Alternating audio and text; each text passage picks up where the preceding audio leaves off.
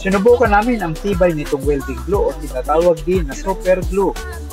Sakto dahil kailangan kong idikit muli ang naputol na ang switch ng mini driving light ng aming motor. Pwede itong gamitin sa metal, goma, plastic, kahoy, salamin at marami pang iba. Kaya tara, subukan na natin. Lagyan ng glue ang magkabilang side ng ididikit na bagay.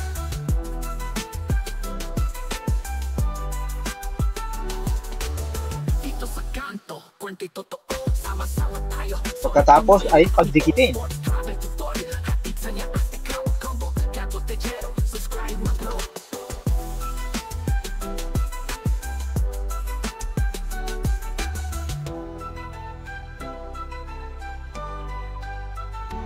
Pagkalipas lamang ng 5 hanggang 10 minuto ng curing time, ayun, dikit na.